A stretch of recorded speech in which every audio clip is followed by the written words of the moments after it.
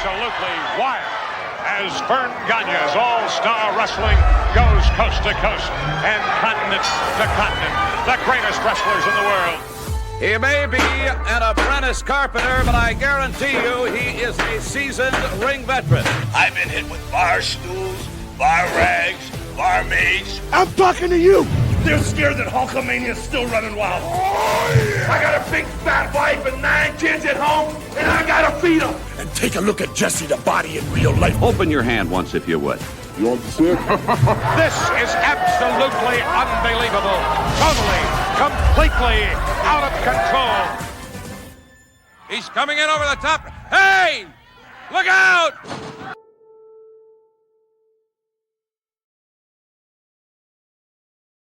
What's going on, everybody? Welcome into AWA Unleashed. We are preeminent. We are the number one AWA podcast because we are the only AWA podcast.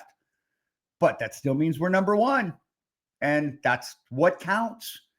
Because them's just the facts. Them's just the rules. I don't make the rules. My name is Chris Tubbs, and we do not have a fat wife and 9 kids. But we do have Polish Joe and Slick Mick along with myself. I would like to call us the 3 blind marks. Is that okay? I think it's very appropriate. Spot 3 on. blind marks, 3 blind marks. See how they talk. They're really dumb. I think this might be a record for going into the shitter the quickest we ever have.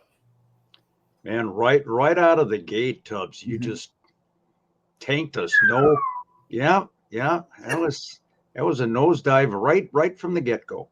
See, Hi, everybody. I tell people if you're going to do a podcast, the key is to be different, to do something unique. Mm-hmm. Everybody wants to go this way, right? Everybody wants to go up. Mm-hmm. We're going to go down. We're going to go down. We're going to go lower than everybody else. I mean, there's the mud and the dirt, and then there's us digging underneath like a mole and just like. Joe, you take care of yourself, buddy, and we'll be in touch. Be down in Waterloo next year. Yeah, it's been a great 177 episodes, guys. Great. Hey, back to square one. I know it's nice to be back. It feels like even though we're dropping this at a normal time, it feels like a couple of weeks since we've been able to do a show. But I'm excited because I've never been to CAC, and I don't think, Joe, have you ever been out there? No. So Mick's going to tell us all about it. Mick's going to recap his excellent adventure to CAC because I just felt like doing the Bill and Ted thing. But first of all, you guys, I'm not really going to get into the promoting of it. We've got the pinfall membership. We've got some really cool things going on. I am going to put the graphic up there, but I'm not going to get into too much detail because there is actually some serious stuff that I do want to get into before we get into to Mick's excellent adventure. But we do have a few more pinfall members that have recently signed up. So thank you for that. You can see on your screen, or if you're listening, you get access to the podcast a day early. You get our monthly video, our watch along. It's MST3K meets wrestling. You got our weekly Back to Ringside, which is Mick and myself just talking about some of the current things that are going on. You get a thank you letter with a sticker and a magnet, and you will get pictures from Slick Mick. His schedule's been kind of sporadic, so we will coordinate. I know some of you are waiting for it, but if you want to become a pinfall member, we've got a few more, and thank you guys. If you have not received your pinfall welcome letter or whatnot, if you've signed up, let me know. I'll put the email underneath chris.sportscaster@gmail.com or DM me. Let me know, and I'll get you all set up. We have T-shirts and other stuff if you want to purchase anything from TeePublic. Well, there you go, including a Slick Mick cup. So I do want to get into something, Mick. I think it's news that you broke. I know that other people have picked it up, including my friend Mike Johnson at PW Insider, about one of my all-time favorites and somebody that I think AWA fans, it's hard to not love Jake the Milkman Milliman. And you had some news on Jake. Yeah, and I've actually got a couple of updates. When I first heard from our buddy Steve Hall, Tom Rocky Stone, he sent me a message and he said that Jake's heart was giving out and that he was headed to hospice. And this was just yesterday, matter of fact. Well, then I got some updates from our buddy Mike Moran, Texas Hangman, and apparently there's a little bit of a caveat. Jake has had a myriad of health problems for the last several years, including a fairly recent amputation of his leg. As it turns out, Jake's heart is in really bad shape. He is going to be entering home hospice rather than, a facility. Also, the doctors are basically saying it could be tomorrow, it could be 2 years from now, where Jake would, exit stage left, but they just don't know. Bottom line is he's not in good shape, no matter how you slice it. And again, this guy has battled so much for the last couple of years and kicked out more than once. This time, sounds like the bell might be ringing, if not sooner than later. But our heartfelt love and affection for Jake the Milkman Milliman. No matter what happens, this guy is a legend, pure and simple. Thanks for the memories, Jake. I know he's still here, but still, thanks for the memories. Yeah, and for the love of God, just give Jake a break. Yep. I mean, give Jake a break. Yeah, I might be one of a handful of people that enjoyed the Team Challenge series, and Jake was, the turkey on a pole, Jake Milliman. I fucking love it. I love it. And you can give me all the Jake Milliman in the world and I will take it every single day. So, Jake, prayers to you. Keep battling. Jake's wrestling Nick Bockwinkel on television, and he's got Nick in the corner, and he comes running in, and Nick moves, of course, and Jake goes splat into the corner. Nick puts him into a pile driver, and Roger Kent says, "You don't have to put Milliman into a pile driver. He'll do it himself." I think that may explain why Jake had no neck for so many years. Just had a head sitting right on top of that chest, kind of like a Tinker toy. But God, we love you, Jake Milliman. Do you know how old he is, Mick? No idea. I guess maybe 60-ish. I don't know.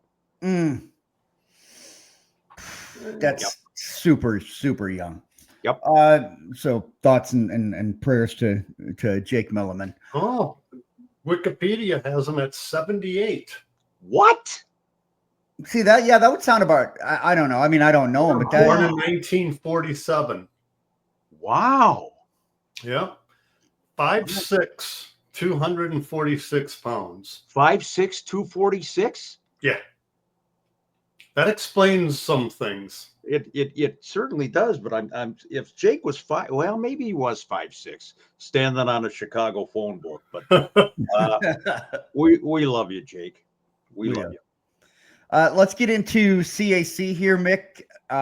This was your excellent adventure, and I've never been, but I know that this is kind of one of those events on the calendar that people in the industry, especially those that love to appreciate, the history of it.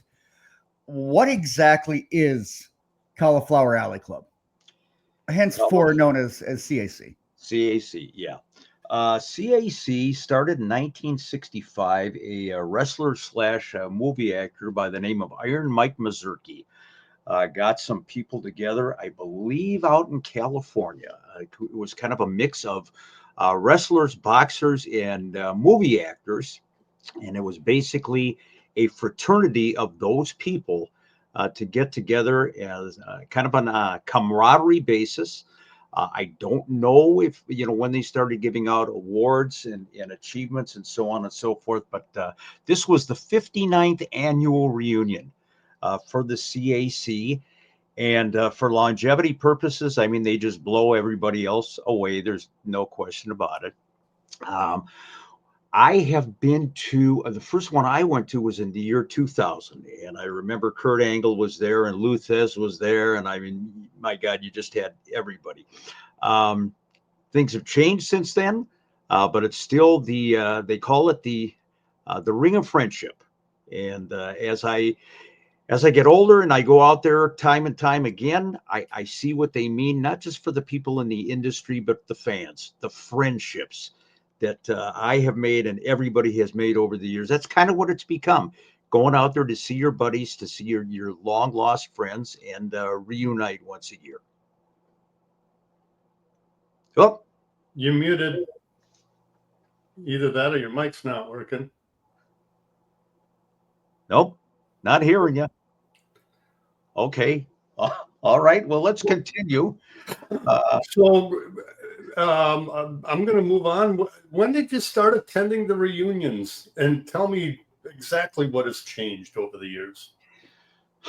Well, as I mentioned, the first one that I went to was in the year 2000. And Okay. people had kind of been imploring me before that, what are you waiting for? Get out here. You know, we're 35 years into it and you haven't made it out here yet. That's the story of my life, actually. A lot of things I haven't done. But nonetheless, this year and in previous years, it has been held at the Plaza, right at the end of the Fremont Street Experience. And what an experience that is in Las Vegas. Previous years, since I've been going, it was at the Riviera Hotel, and then it moved to the legendary Gold Coast in Las Vegas, but now it seems to be a centrally located, pretty popular place, the Plaza, and the staff and management do a great job of hosting it every year. How has it changed? Some will say it hasn't changed at all, Joe, in terms of its overall message and overall meaning and what the intent is to get everybody together. For me, it's a drastic change in terms of who's there. 25 years is a long time, no question about it. But when I look at the list of the roster of people that was there when I first went out there that aren't here anymore, and I could go on and on, but I mean, just like your Bachwinkles, your Red Basteens, Mad Dog and Butcher Vachon, the Crusher, Pompero Firpo. I mean, the list is endless, and they're not here anymore. So there's a handful of veterans that still come out. Certainly not the veterans of the wrestling's golden age. It's more the veterans of maybe even the Attitude Era, kind of updated. And then in a lot of ways, it's become kind of an independent wrestling fan fest. Which I guess is okay, for the modern day wrestling fan. It still has the intention to unite the brotherhood and sisterhood of the business. But for me, it's really different because I've got memories of days gone by. And in that sense, apples and oranges, but still a good time. So I've not been to Cauliflower Alley.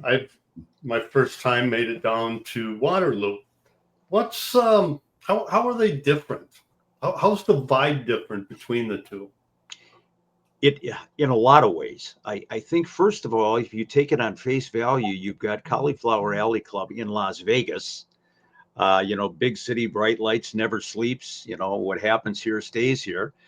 And then you go to Waterloo, and small town, and let's look for something to happen, and it doesn't have to stay here.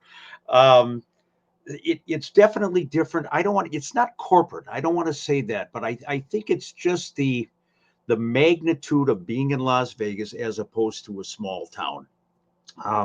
The similarities are the fact that the men and women are being recognized by their peers. In Cauliflower Alley's case, it's a little bit different. They have a lot of different categories, and they kind of run the gamut of who deserves an award. In Waterloo, it's more about what you've actually given not only in the wrestling ring, but outside the wrestling ring. It's kind of a combination of both. Waterloo, I think, is more intimate just because of the way it's set up. And you know that now, Joe, hanging out at the bar and what have you. It's a little more difficult to do that in Las Vegas. I think in Waterloo's case, that's what you've got to do in Waterloo. You're there for the Tragostes Hall of Fame, and that's it. You're talking to your friends in the bar. You're not exactly going to go out onto Fremont Street or go to the Sphere or go to, Bellagio or whatever. You don't have that option. So it's more like, yeah, I'm here for the wrestling. In Las Vegas, beautiful picture, Chris. Thank you.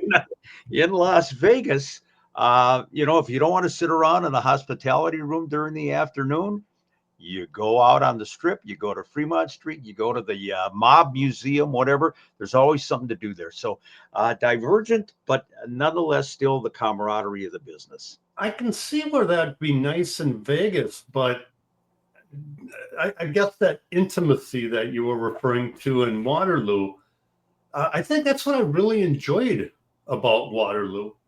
They're really, outside of going to a local restaurant, which might be a block away, there is no Fremont Street, right. But that's you're there for one thing. Intimacy of Iowa.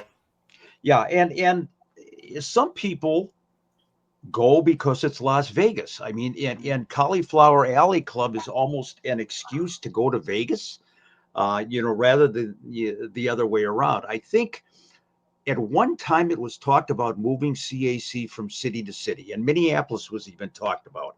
And I think that was kind of wishful thinking on people's part. Minneapolis, Chicago, bring it around the horn. When Bockwinkel moved to Las Vegas and Nick became the executive vice president of the Cauliflower Alley Club, and he was starting to wind down, his life, I guess, they decided to kind of stick around Las Vegas and make it easy for Nick to attend these events. But it's been that way ever since. So Vegas it is for the foreseeable future. So what kind of events? I know that you said it kind of had a feel to it, like, shows, conventions, like what kind of, when does it start with all the activities and kind of what's going on? Well, there's always something going on. I will say that they've got several activities, and I wrote down some notes here. I arrived Sunday evening, and there was a wrestling show already going on. So I kind of missed the show. Matter of fact, I walked in towards the end of the main event. It was an independent show, packed house, probably 400 or 500 people there. Seemed to be enthusiastic about it. Typically, they run a show every year with the indies. On Monday, and actually Monday, Tuesday, Wednesday, for the duration, they have the hospitality and memorabilia room open during the day. So you can go in and schmooze with everybody, take a look at the vendors, see what they've got going. There's cribbage tournaments going on all the time. It's kind of prestigious if you win the Cauliflower Alley Club cribbage tournament. The late Dick Byard, the Destroyer, did it a lot. So did Larry Hennig. So there's a legacy there. Monday evening was the roast for Mick Foley. All 3 days, there were various seminars, territorial seminars, featuring some wrestling personalities, including one that we're going to talk about with the women of wrestling, which was really entertaining. We'll get into that in just a second. And then, of course, Tuesday and Wednesday, you have 2 different nights of banquets and awards.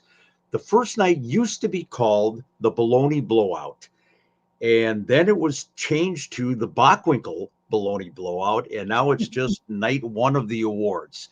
A little bit less formal than night 2, but nonetheless, they got a lot of awards, so they have to kind of divide them up into 2 nights, or it would make for one long frickin' night. Or one Tank Abbott speech, apparently. There you go. I think Hank is still talking. I think he and Rock Riddle are going to have a talk off oh, God, one of these days. But a lot of fun. There's always something going on. And again, the seminars for the guys, and always somebody to talk to. And again, if you're bored, go out on the Strip or Fremont Street. Depending on how you look at Fremont Street, it's either the greatest party street in the world or it's the cesspool of humanity. But always something going on.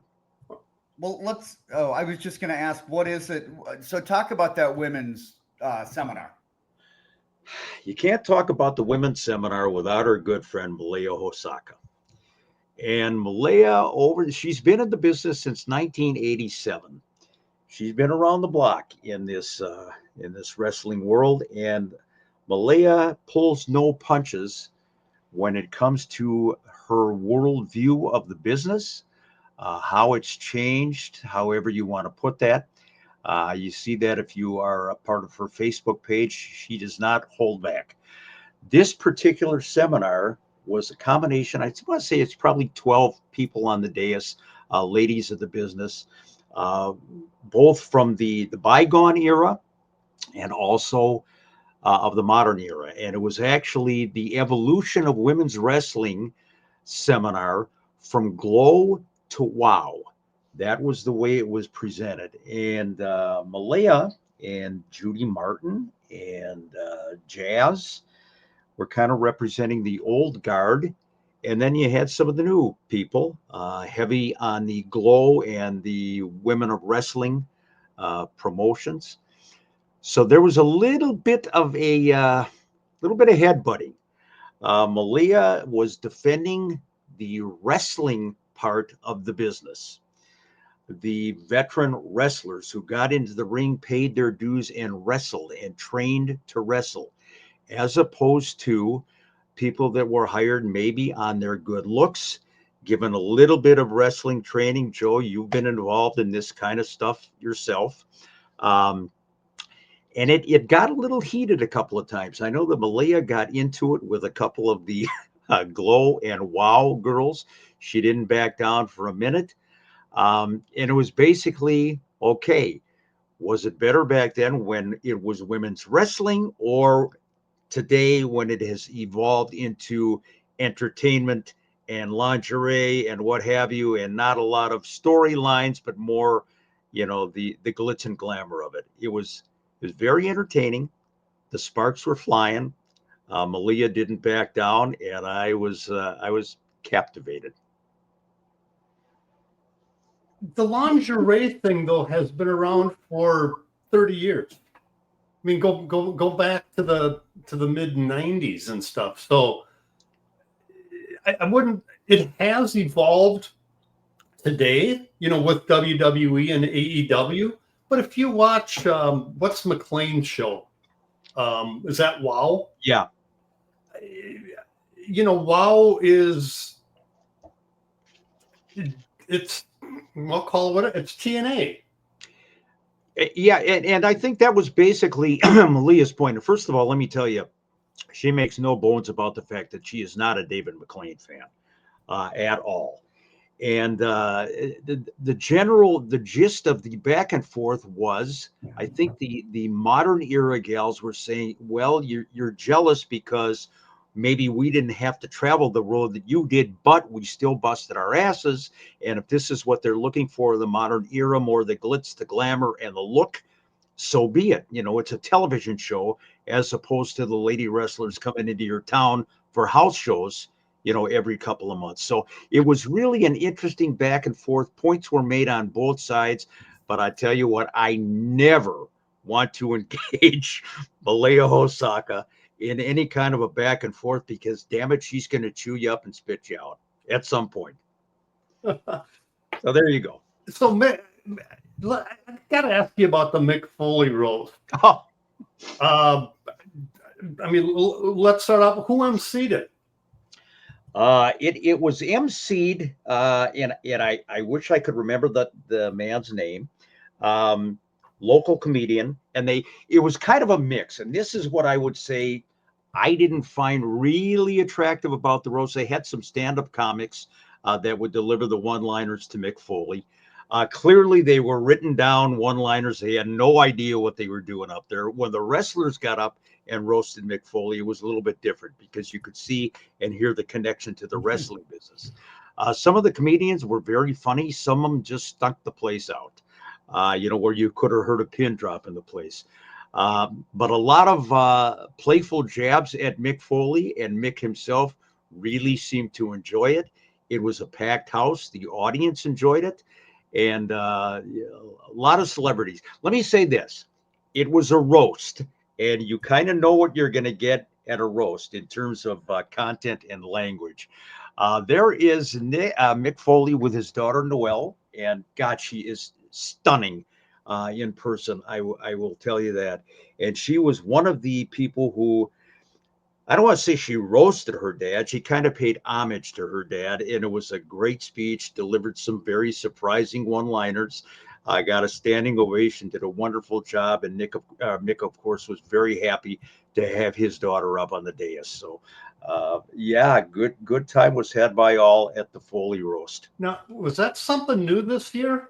Yeah. So they've never done this type of roast, or is it? I believe this was the first time, and because it was so successful, Joe and Chris, I think they're looking at doing it on a regular basis right now. Well, and I think for a roast to be successful, you've got to have somebody that is willing to take it. Yes. Oh, yeah. Mick seems like he's somebody that is willing to take it.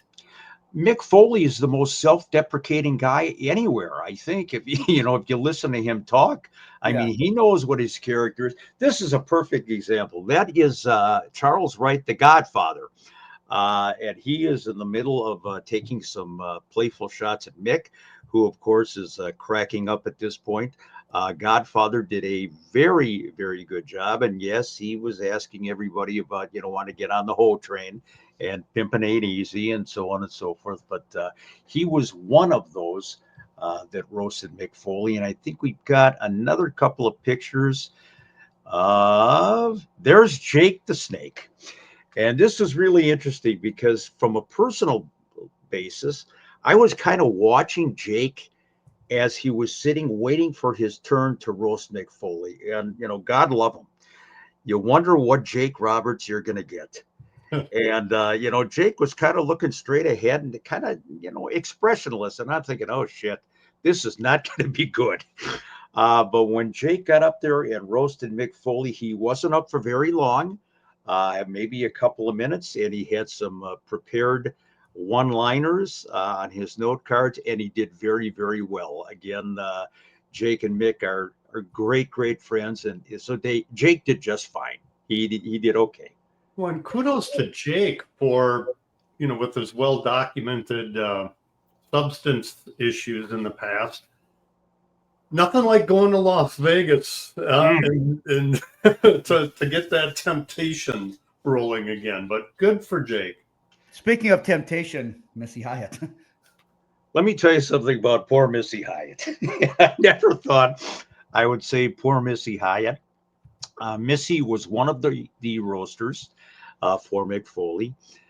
She had some great stuff written down on cue cards, and she basically, read it like she was, doing a sermon in church. Didn't take her eyes off the cue cards, so she wouldn't miss a beat. But she was great. What I will say about Missy, and you can only imagine, the wrestlers and the other comedians that were there spent more time talking about Missy Hyatt than they did Mick Foley. And I mean, they just skewered Missy Hyatt in so many ways. And I'm keeping my eye on Missy.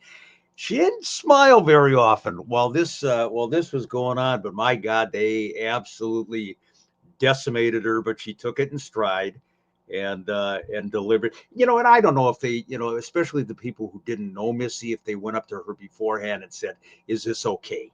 We don't want to go too far with this." And, she can take it. Missy's, been around a long time. She knows what it's all about. This guy here, Greg Valentine. Greg was another roaster. Greg, I think, has smiled about 5 times in the last 2 decades, by my estimation. And as I'm watching him at the dais, waiting his turn, he wasn't smiling at all. I mean, as a matter of fact, it looked like that, Greg either had the stomach flu, was going into a coma, or he was going to climb to the top of a building and, start throwing rocks at people. It didn't help that a couple of the comedians took shots at Greg Valentine. And Greg did not exactly take it in stride. I don't know if it was a work or not, but he looked genuinely really upset, like he wanted to tear their heads off because they were taking shots at him. But he went up, thankfully, very briefly. It's almost like Ken Patera would have been there. You're kind of thinking, oh shit, let's get this over with. Yeah, Greg Valentine doesn't seem like the sort of guy that would do well at a roast. No, definitely not. It's it's like putting me at a buffet but not giving me a fork. It doesn't fit. But nonetheless, I think I saw Greg crack a smile towards the end. Maybe it was a sneer. I'm not sure. Gas. But could be gas. But he was one of the elite roasters of Mick Foley. All right, let's get to the last one here. Katie Lee. Oh, let me tell you about Katie Lee. She is absolutely stunning. When you see her in person, she's gorgeous and she's athletic. She's a pro's pro, and she was faultless. I mean, she just delivered one after another at Mick. And Mick, as you see there, is very impressed. I'm not sure if it was so much by what she was saying as maybe how she was looking, but she delivered great. And all in all, a good night, a great roast for Mick Foley.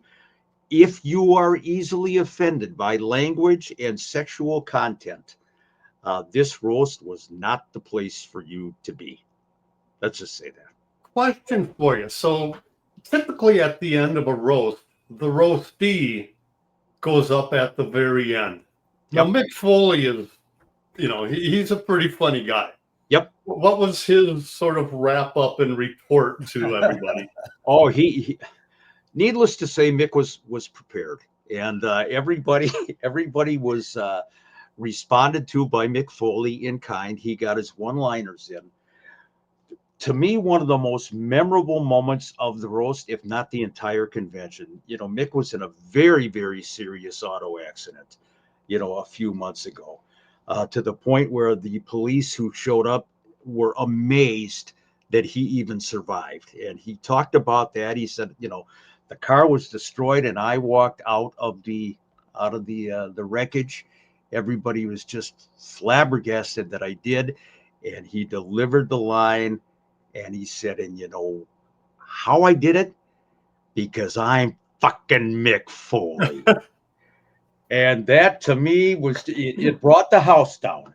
And very well done. I keep waiting to see him be a part of one of the Final Destination movies, but never being killed. I mean, the guy has been thrown off of the top of cages. Unreal. Mick. Unreal. And what a guy. Stay with us for a long time, Mick Foley, but no more bumps. No more bumps, please. No more bumps. And something, and Mick Foley is, to me, he's not only a comedic genius, this is really one smart guy. I mean, you listen to a Mick Foley speech for any length of time, he's very learned, he's very worldly, and he's very funny. And, they talk about the total package in the business. Mick Foley, certainly he walks very slowly these days. Back, hips, knees, everything is pretty well shot, but not up here. He's something else. I'm looking up Mick Foley. Oh, he's my age. In fact, he's fit. He's 9 days younger than me. So he's 60, correct? Yeah, he's 60 years old. And the reason I checked is all of the bumps and everything that you took. First of all, I love the fact that, he's still sharp as a tack.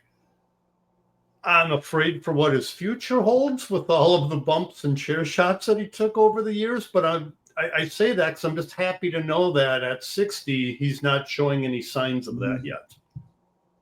Some guys at 60 years old take bumps off a cage, and others take bumps off a bar stool at age 60. So there is that. See, you should have been up there. Could have been Mick roasting Mick. It was an opportunity missed. Could have been, but yeah, it was a great night, and everybody had a really good time. So that kind of wraps up the roast part of it. So, go ahead, Joe. I was going to say, I wanted to ask about the banquet itself. Give us a little insight on that. You got 2 nights of a banquet. The first night is more buffet style, a little more casual. As I said at the outset, it used to be baloney blowout because they would literally have cold cuts in deference to the days when the men and women would be on the road and they would just have to make a bologna sandwich, to get from town to town. One of the hosts, MCs of the roast, was Joe Dombrowski. Joe is a tremendously talented guy, great MC, great wrestling announcer, great guy, and he kept things moving very, very well. And he had a co-host with him, a co-MC, and let's see if that co-MC is going to surface here. Maybe not. Oh, there he is. The ageless mouth of the South, Jimmy Hart. And Jimmy Hart is Jimmy Hart. This guy hasn't changed in the last 40 years. He's gotten older. I believe Jimmy Hart is 80 years old. If not, he's awfully close. And Jimmy, very, very funny guy. They had him kind of in the role as the shill guy for the raffle tickets and auctions and so forth. But between Jimmy Hart and Joe Dombrowski, they did a tremendous job of keeping things moving right along. Yeah, Jimmy is 81 years old, and I'm just trying to figure out which hair dye company he uses because he keeps them in business, to say the least. What? Hey, what was I know with Jimmy being the MC and everything, how was his demeanor, a few weeks after Hulk Hogan's passing? Could you tell that he was still bothered by it, or was he just, being a jovial Jimmy Hart? Like, kind of what was the vibe this close after Hogan's passing? He was Jimmy Hart. He was jovial Jimmy Hart. Okay. Didn't miss a beat. I don't know that there's been too many mood changes in Jimmy Hart in the last 4 decades. I mean, what you see is what you get.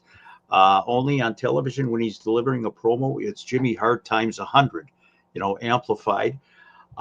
It was interesting, and I'm glad you brought up Hulk Hogan, Chris, because the first night, and this is tradition at Cauliflower Alley Club, they put on a video show of the wrestlers and wrestling-related people that have passed away in the last year. So it might be a wrestler, might be a promoter, might be a writer, whatever. Kind of what they do with the Academy Awards. The people that we've lost. And memorial of, yeah. And yes. And then of course they do the 10-bell salute after the fact. What was interesting about this, and I'm not blaming anybody, it just surprised me. The last picture up on the screen, the last guy to be shown was Hulk Hogan. And, of course, people erupted in applause when they saw Hulk. I kind of thought that Cauliflower would have done more, maybe done a whole separate deal about Hulk Hogan. Now, maybe Jimmy Hart would have been the guy to do it. But I guess in deference to the rest of the people that were up on the screen, Hulk was another name. They saved him for the end. He was kind of the main event of this list, but they didn't go out of their way to have any kind of a special tribute to Hulk Hogan, which I thought was very interesting. Very solemn, though. Have they, with others in previous years, have they had a separate special presentation or honoring? Or has it all just been say like for Nick? I'm trying to remember, and it, because this takes place at the outset of the banquet, you're kind of getting acclimated. I don't remember if they've ever actually singled anybody out and made a bigger deal out of them. But in the case of Hulk Hogan, I would have thought maybe a little something extra. Not to, the detriment of anybody else who's ever passed away and been honored. Just kind of like, okay, well, that's all you're going to do. All right. Yeah, keep it all in one. Hogan deserves the spot where he has it, but why give him the extra special when you've had all of these other legends? When you have Nick Bockwinkel, who ran the damn thing. And to that, I would say, to Chris's point, where they memorialize people. They do on the Academy Awards too. They'll like save a big name for last, Yeah. but they won't necessarily go into great detail. It's just Yeah. like, and boom. And, and that makes sense. Yep. So there you go. So what about I know that one of the guys from, I want to say from the early 90s that I hadn't heard of for quite a while was Ranger Ross. Apparently Ranger Ross was there, and is James Beard going to be on America's Got Talent? Is that what I'm hearing? Here's what's interesting. Ranger Ross has been the last couple of years. He's the guy that kind of does the opening prayer, the opening invocation. Does a great job. Great presence. Certainly he wasn't dressed like that. Ranger has changed a little bit over the years, but it did a tremendous job. In previous years, our friend Jason Sanderson, Father Jason, has done it. Ranger Ross did it this year. And your reference to James Beard, my good friend Tom Seib does the Canadian national anthem because there's a big Canadian contingent at Cauliflower Alley, especially when Natty Neidhart is going to be inducted. But James Beard, 2 nights in a row sang the national anthem, and he insisted on doing it a cappella. There was absolutely no musical background accompaniment, and damn it, this guy is good. I mean, he carries a tune, didn't miss a beat. Obviously, this is his wheelhouse, and he felt very comfortable doing it. So kudos to James Beard. No, flourishes and changing the tune of the national anthem or anything else that you see so many times at sporting events. Just straight no nonsense, and good guy, James Beard. Get into the awards. All right, let's do some. And I think if we're not going to mention all the awards, there were a couple of I don't want to call them minor awards, but we want to talk about the ones that people would really identify with. So, Chris, if you can put the pictures up on the screen individually, and I will attempt as best as I can to tell you the award that they won. And let me see. Drum roll. Drum roll. Okay. Where is he? Well, there we go. Hurry. Our buddy Herb Simmons. Herb won the Independent Promoters Award, and nobody is more deserving probably in the United States than Herb Simmons. Herb gave a great speech. He did a great tie-in between old school and new school, talked a lot about Bruiser Brody and Barbara Goodish, while making references to his talent base for Southern Illinois Championship Wrestling. Herb is an old school guy. He got his training under one of the greatest promoters ever in Sam Muchnick and Larry Matisick. And Herb has been around, I believe he said, 52 or 53 years around the wrestling business. And it was funny when they introduced Herb, he had a whole entourage that walked him up to the dais, all his wrestlers from the Southern Illinois Championship Wrestling, SICW, and they don't make him much better as a human being than Herb Simmons. So congrats to Herb. The next award is named after somebody we recently had on our podcast. This is the Ron Hutchison Trainers Award. Yes. And Ron, of course, very honored and happy that they have named the award for him.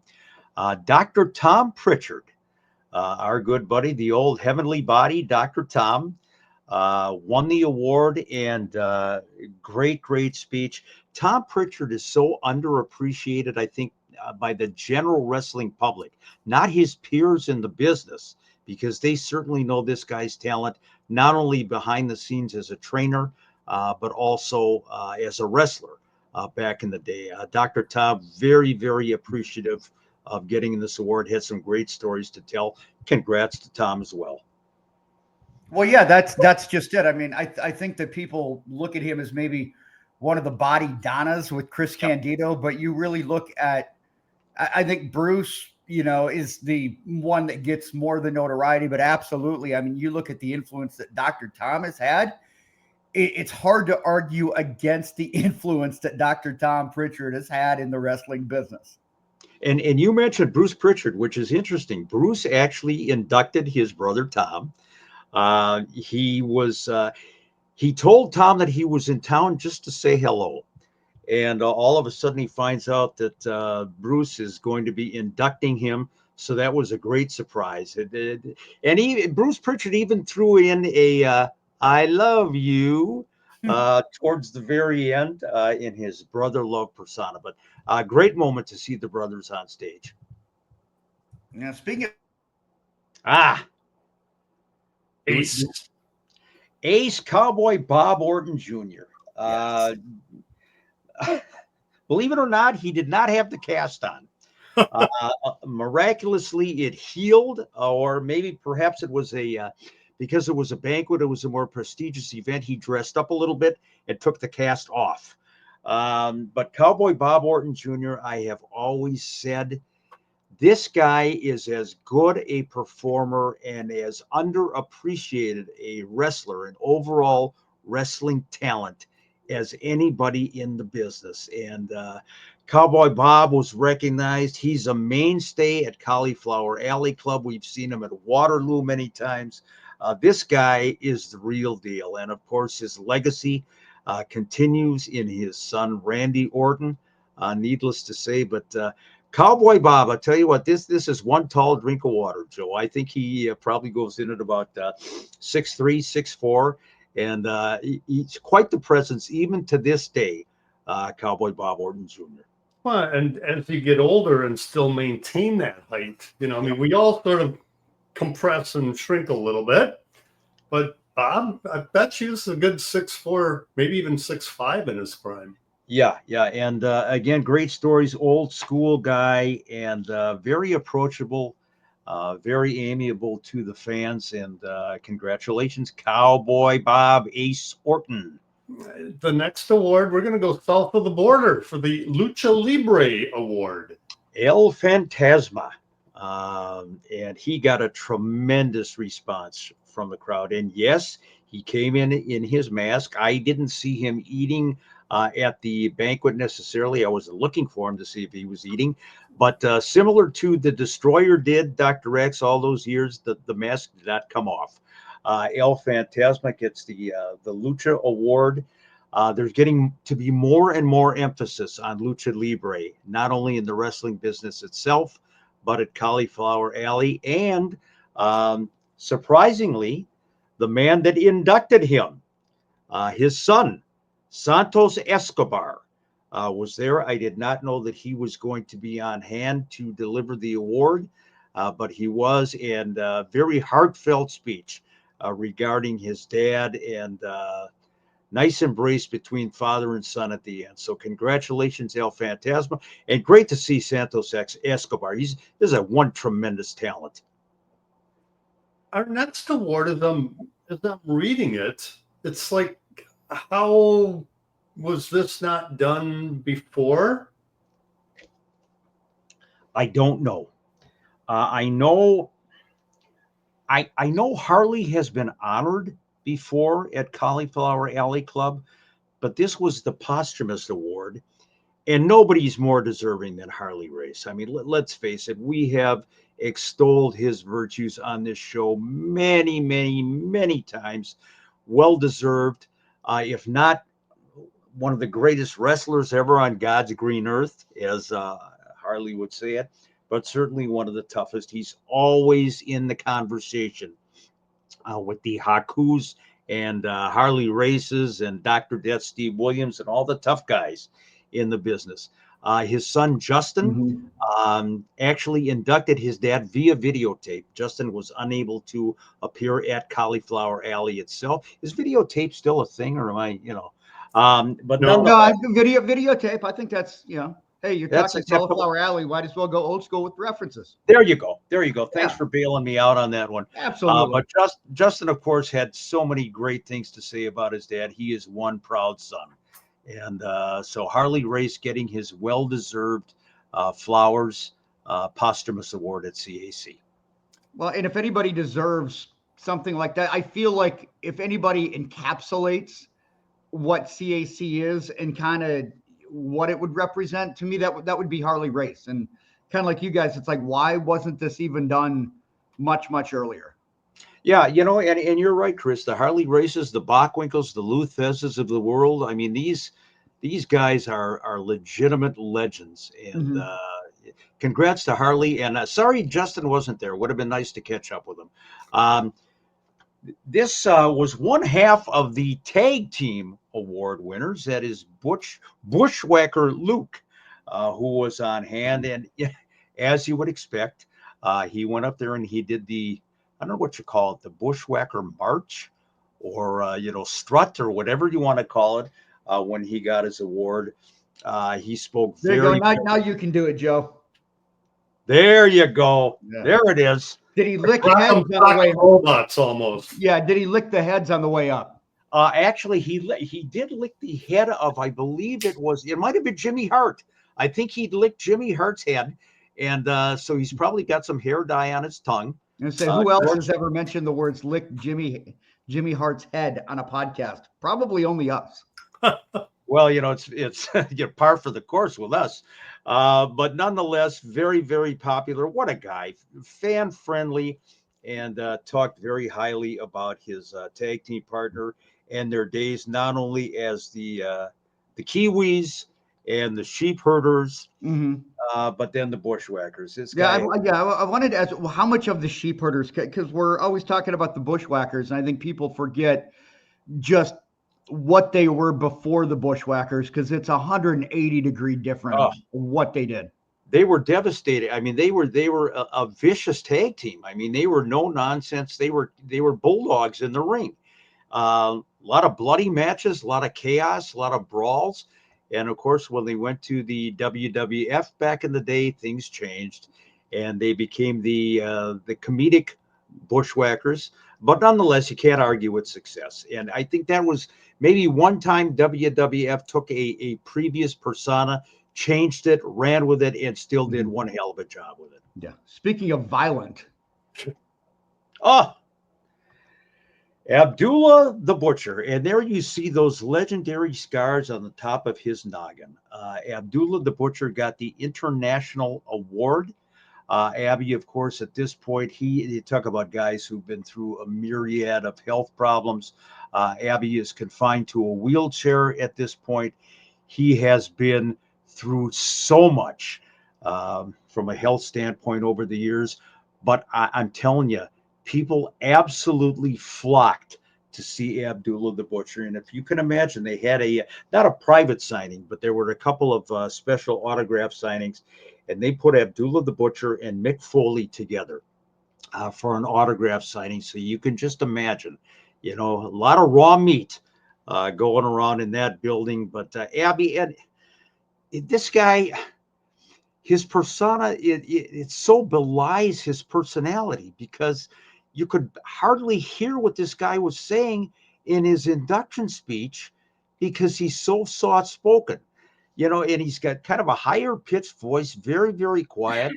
And you just don't see this guy as a butcher. But nonetheless, Larry Shreve, Abdullah the Butcher, congrats to you. Well, even if he was quiet during his acceptance speech, it was still louder than he ever was on any of his promos. Good point. You can't talk real loud when you got a raw chicken in your mouth, I guess. Well, all right, moving on. We got the Women's Award. Nobody tougher than this lady right here, Jazz, and of course she's married to Rodney Mack, and she is still heavily involved in the business. They train wrestlers, husband and wife. Jazz is one of those old school, tough as nails lady wrestlers. I compare Jazz to Jacqueline Moore. They are two of a kind. They are absolute pit bulls in that ring. But again, her persona outside the ring, such a professional, such a lady, and so fan friendly. And this was one well-deserved honor. And every time I see Jazz, I just think of her stint in WWF and how good she really was. So she's continuing to give back in the business.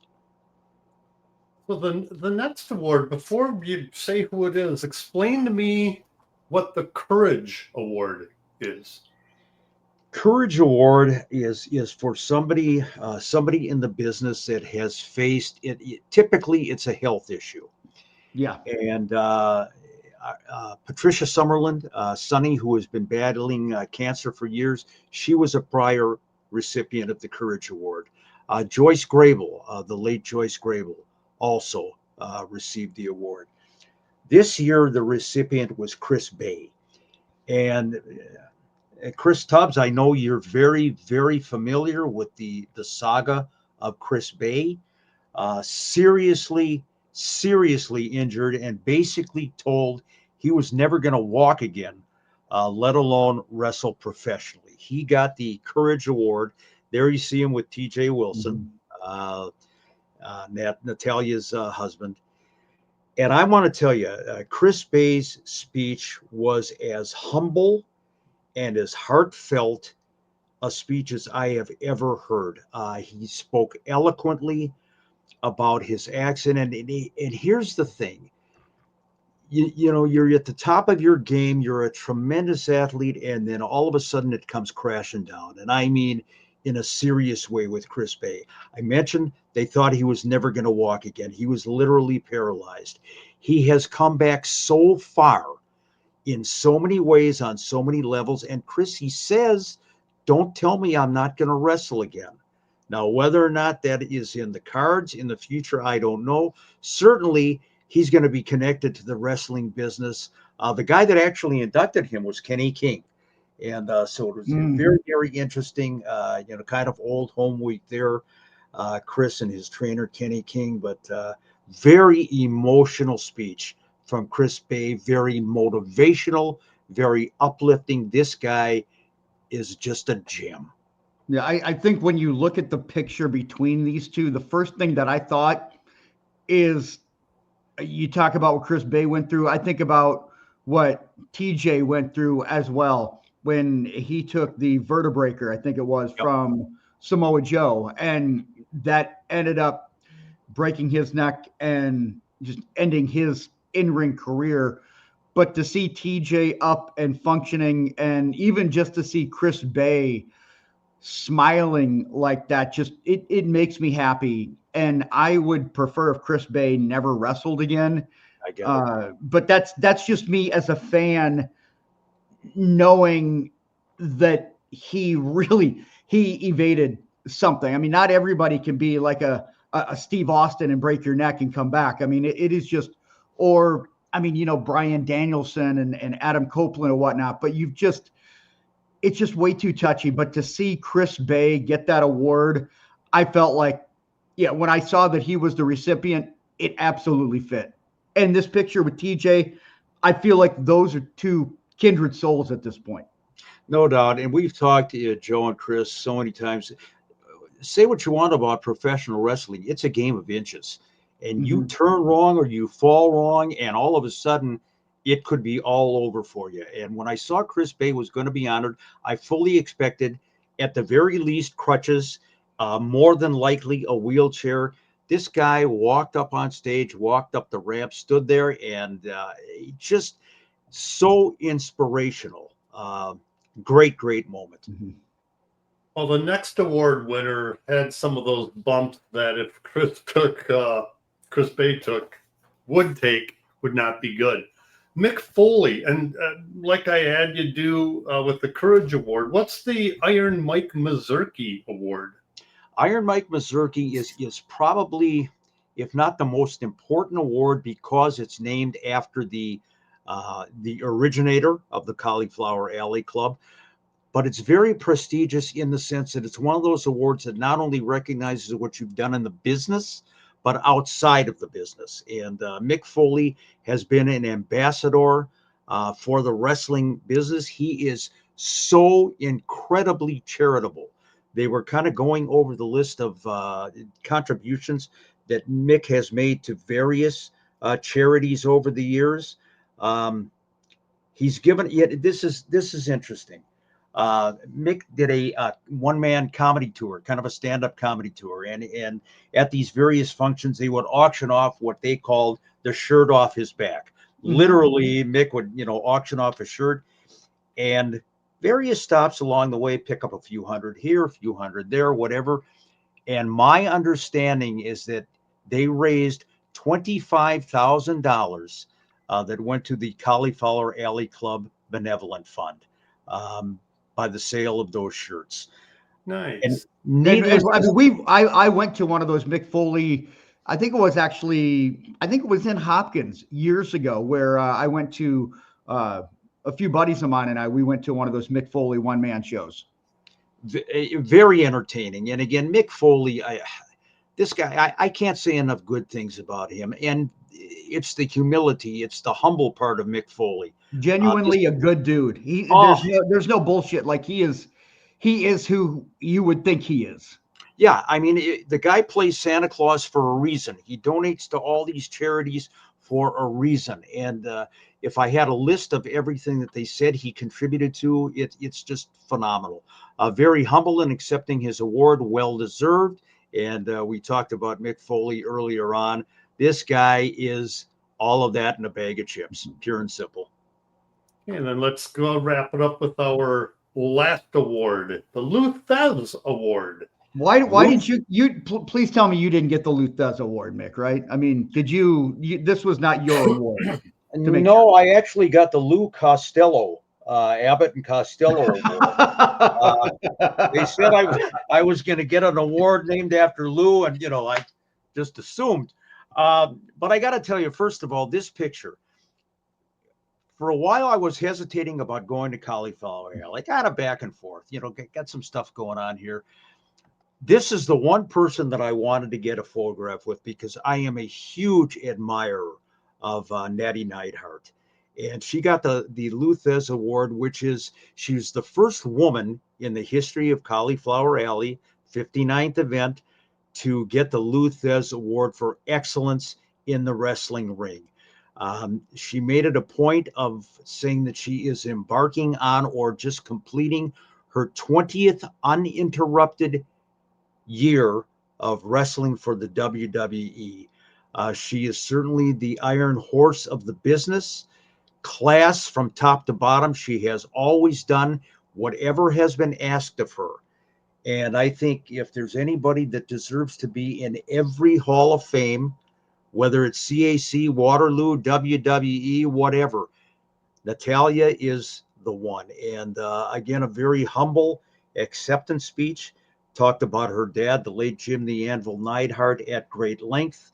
But class all the way through and through. And I said to Natty, I said, you have no idea how much of an honor this is for me to be able to stand here and get a picture with you. And she was very appreciative. So well-deserving, and it's about time.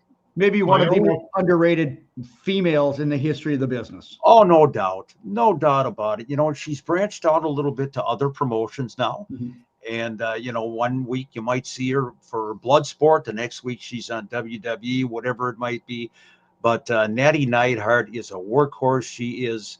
She's got Hart Foundation and Stu Hart's Dungeon through and through her veins. No question about it. My one question for you, Mick, is how many tissues did you need to wipe up the drool?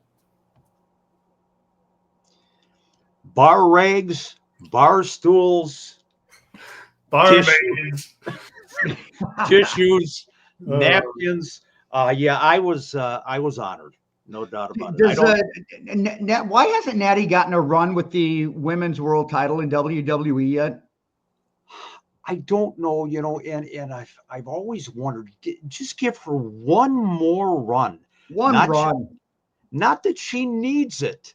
But for heaven's sakes, she goes into the ring and, maybe she's wrestling a Becky Lynch or she's wrestling a Rhea Ripley. And, Natty is not necessarily going to get the win. Damn it, one time before she hangs it up, give her that run with the championship. Yes, agreed. All right, let's go to some of the other pictures and kind of maybe two of the ladies that have paved the way for Natty. No doubt about it. On the left, that is Vicky Otis, Princess Victoria. And to her right, Judy Martin. Joe, you know Judy very well. Two of the legends in professional wrestling. Judy made some stops in the AWA. I'm not sure that Vicky Otis ever did. Vicky was a tag team champion in WWF and had to quit the business because of an injury. She was replaced by Desiree Peterson. Talk about an outspoken individual. I put her right up there with Malaya Hosaka as far as speaking her mind, no nonsense whatsoever. And Judy Martin, as nice a lady as you would ever want to meet. One half of the former Glamour Girls, along with Leilani Kai. So pleasure to see these two legends at CAC. Who are some of the other, I don't want to say sidebars, but some of the other photos from the trip? Yeah. Let's take a look and kind of wrapping this up here. Let's see what our illustrious leader is going to put up there. Well, there they are. There's the Hennigs. That's not a Hennig in the middle. That is Lanice to your left, and of course Hank Hennig to your right. They had a wonderful time at Cauliflower Alley Club. Let me just say this. I know that probably the earliest that Hank and Lanice got to bed at CAC was probably 4 or 5 in the morning every night that they were there. But they were like machines, clockwork. They're up and running. And two of the nicest people you'd ever want to meet. And I'm telling you, they didn't get any awards, but they are treated like celebrities everywhere they go. Lanice and Hank. And they talked about you a lot, Tubbsy and Chupik. They made mention of some gummies or something. I know that Hank periodically would bring that up. What? No, never. Are they? I know that they kind of shied away from kind of making a lot of public appearances. Are they starting to? Because I haven't talked to. I mean, I DM'd Lanice a couple of weeks ago. I haven't talked to Hank in a few weeks either.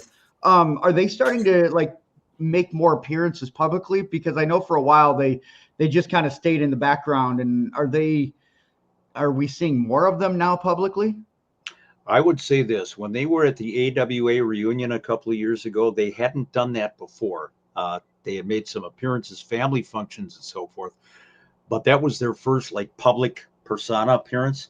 Mm-hmm. And they were a little shy. You know, they didn't quite know how to handle it. But over the last couple of years, they have really blossomed. You think maybe that was the catalyst for it? No question about it. They're in their element. And let me tell you something about that frickin' Hank Hennig. This guy, you know, he might as well be his dad because of the attention that he gets. He walks into a room and people are flocking to him. This guy, I don't know if he's signing autographs or posing for pictures or kissing babies or whatever the hell he's doing, but he's never around. Where's Hank? We're always talking to so-and-so. Oh, he's on the strip. Blah, blah, blah, blah. So Hank certainly has come out of his shell, and Lanice doesn't do too bad either. I remember in Waterloo, Hank, we saw him for a little while after the festivities and get into the bar. Hi, Hank. And there he'd go off and you wouldn't see him for the rest of the night. Well, and I remember last year at Waterloo when I was sitting with Hank and said something and I'm like, yeah, that's Mr. Perfect's son. And I had this bunch of douchebags that were like, no, that's not Mr. Perfect's son. I was like, no, that is. I'm like, that's Hank Hennig. They're like, no, it's not. And then they realized, and I mean, these guys were going to like fight me. And I'm like, it's Hank Hennig, you know, and it was just kind of funny. But yeah, I'm glad to see them, especially Hank, kind of come out of his shell, because to embrace it and feel loved, like, I don't know. You kind of said he walks into a room and you kind of know Hank's there. And it's just kind of cool. He's got an aura about him. And the thing is, he does. A quiet, reserved guy, you know, but all of a sudden, very quiet until you get to know him. And then he's a very he's social all kind over the place. Yeah, but great people, both Hank and Lanice. So there's one photograph. Let's take a look at some of the slick ones, other shenanigans. These two tremendous people. To your right, folks, that is Fidel Sierra, David Sierra, the Cuban assassin, who has had a tremendous longevity and career in professional wrestling, whether it's in Portland, in Georgia, in Florida, literally all over the world. Cuban assassin has been a mainstay. And to your left, that is his wife, Fantasy, who actually moderated that women's wrestling seminar. And I told her, I said, nice job of refereeing. You weren't an MC, you were a referee. And, she got a kick out of that. But two great, great people, very, very friendly. And I'm glad I can call them friends at this point. All right. Who's coming up? What do we got coming up? There's another two. That is Sabrina on my right, your left, and Mr. Outrageous, Al Burke. Al was kind enough to have a place for both me and the Hennigs at his illustrious VIP table. He's a mainstay at Cauliflower Alley Club. It is so great not only to talk the business with these two, but between them, their sense of humor is just off the charts. And that's what I'm talking about when you talk about the camaraderie and the friendship and why you go to Cauliflower Alley. The wrestling and the wrestlers, especially the modern day, almost becomes secondary, and not an afterthought, but becomes secondary to seeing old friends. And I just wanted to see where, I thought maybe you were giggling because I don't know where her left hand is. I was giggling because you don't know where Al's right hand is. But needless to say, I kind of had a big grin on my face there. What do we got coming up? Because we got one more here with you, and then we got a few more to wrap it up here. So let's take a look and see who we got. Not a household name, but I tell you what, she is as good as gold. That's my dear friend Naya Kennedy. Naya is a mainstay on Facebook, on social media. She wrestled for a time many years ago, and also went into managing. She is a continuous presence at Cauliflower Alley Club. Wanted desperately to get to Waterloo this year, couldn't make it. And a huge Nick Bockwinkel mark, as we all are. So it's always great to see her. Wanted to put her up on the screen and give her kudos. So I think we have a couple of places, Chris, that we're going to take a look at right now. Just remember, what happens in Vegas is supposed to stay in Vegas. Yeah. Well, first of all, when you were telling me about the hash house, this wasn't what I was expecting. Well, the Hash House a Go-Go, and it's you might be kind of overlapping some of these sites here, but the Hash House a Go-Go inside the plaza in Las Vegas, this is a place where they load up. It's not a plate of food for breakfast or dinner or whatever. It's a trough, and literally you can eat there and you're set for the next 3 days. One of my favorite places to go to. The Hash House a Go-Go in Las Vegas. Never miss a beat there. And right, I'm gonna switch these. Actually, no, we're gonna go with this one because honestly, who doesn't like a good pink box donut? Well, I certainly do. I think as a matter of fact, and I know our audience is kind of a mixed audience there, but they have a T-shirt there that they sell for the Pink Box Donut Shop in Las Vegas, and it says "So good you want to lick the box." So that's kind of their logo. That's kind of their motto. And as you can see, there's just a couple of donuts there. I believe they have 75 different varieties of donuts. I only made it to about 68 or 69 by the time I left there. I did the best I could, but the Pink House in the plaza is a go-to for Slick Mick when he's so let me get this straight. You went to the Pink Box and had 69 donuts. 68. 68. He didn't hit 69. I didn't hit 69. And, so, Well, then you're doing it wrong. No wonder I didn't get a T-shirt. But anyway, that's a great place there, the Pink Box. And now, one of my favorite places to eat, wherever they have them, is Steak and Shake.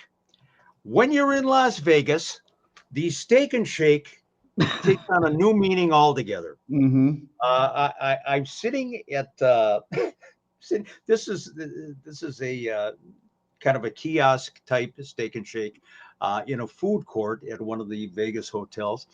And Steak and Shake, one of my favorite places. And I looked up, and I don't know, my camera must have taken a picture by itself here. I don't know what had happened, but this young lady actually came in off the street where she was taking $20 bills just to pose for a picture with somebody.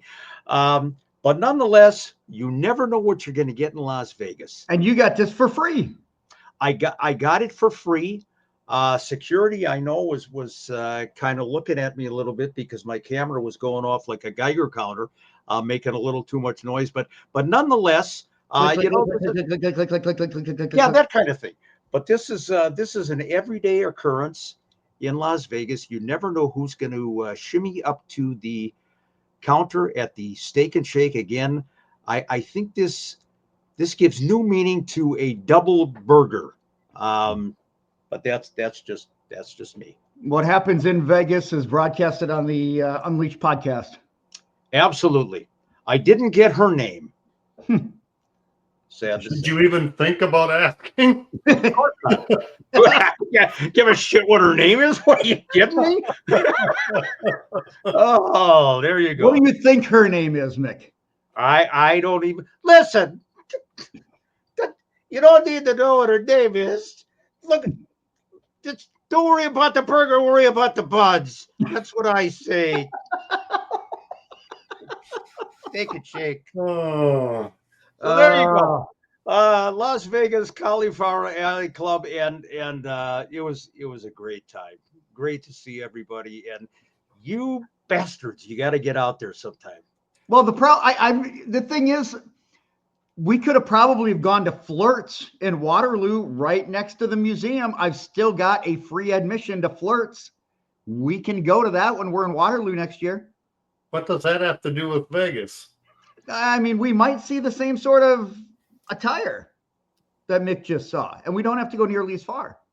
The only attire you're going to see is a steel belted radial at the Flirt's in Waterloo. Yeah, that's fair. Mick, I do have one question. Does Waterloo and Cauliflower Alley, do they play nice together, or is there a rivalry? I don't think so, Joe. I used to wonder about that myself. I think they're their own separate entities, and there's a lot of crossover from the people that appear in one and then the other. And what about fans? Are there a lot of fans a lot of people that you see in Waterloo that go to Vegas too? Some. I think it's a more limited number that go to Vegas. I think you see the same people basically in Waterloo that go to Waterloo, and maybe a couple that will trickle over to Las Vegas. But guys like Lord Zoltan, for example, he'll do both. From a talent standpoint, he wasn't this year, but Jerry Briscoe, JBL, they'll often flip flop. So I think then they play nice. Yeah. Okay. All right, let's do some shout outs and then take it home. All right. I'm going to shout out to a lady that I met for the first time, but apparently she's been to local wrestling shows. Layla Andreas of Cottage Grove, Minnesota. Very excited. She was out there with her man, Jason, for the first time to see Cauliflower Alley Club. Great wrestling fan. She was just like gaga. Not only about Las Vegas, but seeing Natalia, really, she just loved that. So Layla, a constant presence on the Facebook pages. Hats off to you. My blind dart throw of the week goes to Drew Murphy. I got nothing else other than, again, that was literally a blind dart throw. If you want to get mentioned, send me, DM me, and I'll get you on the show. Doesn't cost anything, and it saves me. It does too. Yeah, it costs me having to listen to your bullshit every week. Well, but that aside, that's your cross to bear. It's almost worth it. But no, DM me and I'll get you on as the DM as in Drew Murphy. Drew Murphy Joe. Yes. Yeah, Drew Murphy me. Yes. Drew Murphy Joe. Nah, that doesn't sound very good. No. Mine's going to go to Joe Patak, I believe. Hopefully I'm saying your name right, Joe. One of our pinfall members, and he's been a pinfall member for quite a while, and I'm getting some sort of spam message. Ooh, that's a big spam message. That's going to go to voicemail. Thank you, Joe, for being a pinfall member and a longtime pinfall member. And yeah, that's what I've got. If you want to be a pinfall member like Joe, just sign up. There's the link underneath in the YouTube video, or just go, if you're listening, just go to the YouTube channel and you can subscribe. Is your dog barking? Yeah, the dog barks. I think that's kind of the wrap-up signal. When the dog starts barking, we've gone over time. It's kind of like getting the hook. So we'll take off at this point. Talk to some people out in Vegas. They are going to be doing our podcast eagerly. They are looking forward to it. We'll have more on that coming up. You and I have a back to ringside to do tomorrow. Tomorrow. Well, Tuesday for the people that aren't pinfall members, but yeah, that's just for our pinfall members. So we'll talk more about some kind of disturbing things that we've seen over the past couple of weeks. Very, very, very interesting indeed. And of course, guys, as we wrap it up for this week, remember, in the spirit of Las Vegas, shake that steak. Hold on a sec.